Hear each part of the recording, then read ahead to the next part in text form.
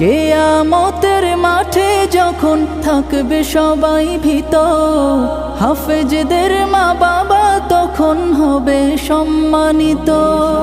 কিয়ামতের মাঠে যখন থাকবে সবাই ভীত, হাফেজদের মা বাবা তখন হবে সম্মানিত। তাদের